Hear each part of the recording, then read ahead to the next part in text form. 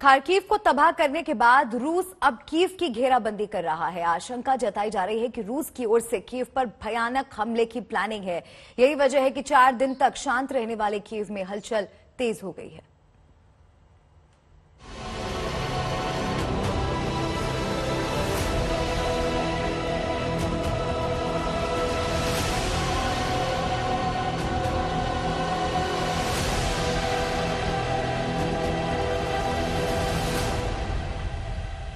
Ukraine के शहर तबाह हैं।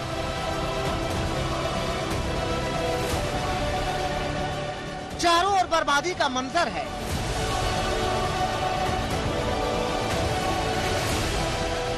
और कहा जा रहा है कि अब रूस की नजर कीव पर है। कभी भी कीव पर भयानक हमला हो सकता है।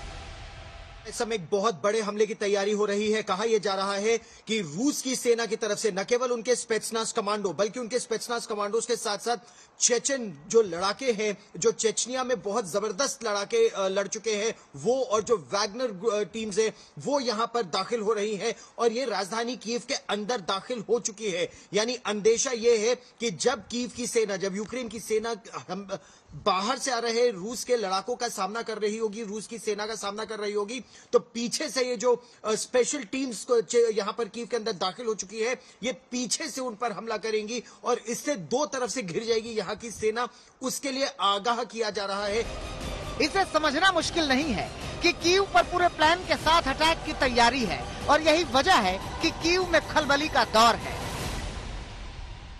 रूस पिछले 3-4 दिन से कोशिश कर रहा है कि वो किसी तरह से इरपिन शहर पर कब्जा कर ले, जो कि कीव के ऊपर कब्जा करने में बहुत अहम है।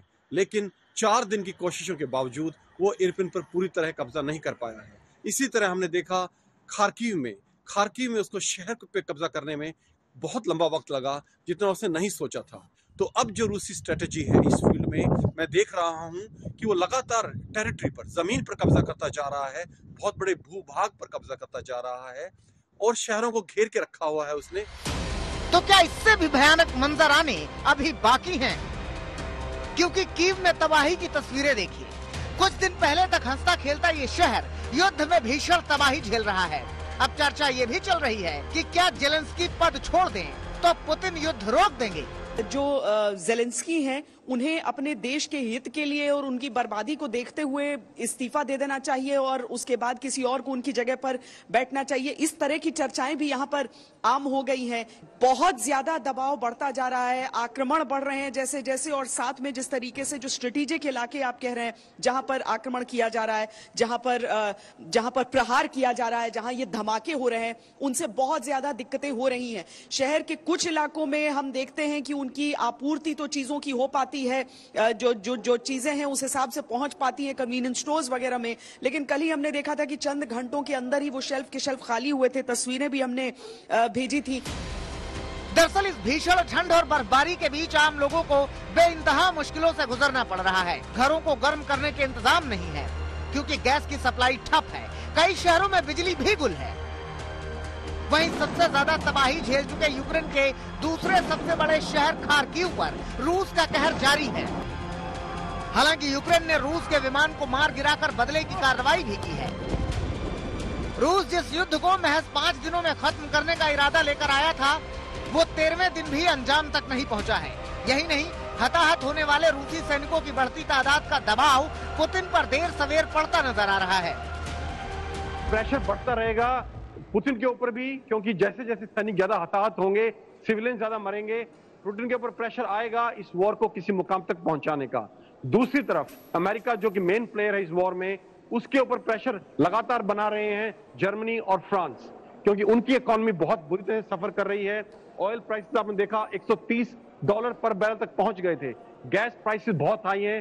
ये ठंड का वक्त है इस वक्त यूरोप में, और इस वक्त गैस की कंजम्पशन सबसे ज्यादा है और 60% गैस पूरे यूरोप की वो रूस से आती है। तो प्रेशर उसके ऊपर ही बन रहा है बातचीत के लिए, ज़ेलेंस्की के ऊपर प्रेशर आ रहा है और यही कारण है हम देख रहे हैं कि 3 राउंड की बातचीत हो चुकी है। इसी वजह से मैं मानता हूं कि जो डिप्लोमेसी है उसको मौका मिलता रहेगा और बातचीत चलती रहेगी। 13 दिन पहले रूसी सेना ने यूक्रेनी सेना की कमर तोड़ने के इरादे से हमला किया था, लेकिन पश्चिमी देशों से यूक्रेन को लगातार हथियार मिल रहे हैं। वहीं यूक्रेन के लड़ाके रूस से मुकाबला कर रहे हैं। ऐसे में लड़ाई अंतहीन नजर आ रही है और इस वजह से शहरों में तबाही का अंत भी होता नहीं दिख रहा है। कीव में राजेश पवार, गीता मोहन और श्वेता सिंह के साथ गौरव सावंत, आज तक।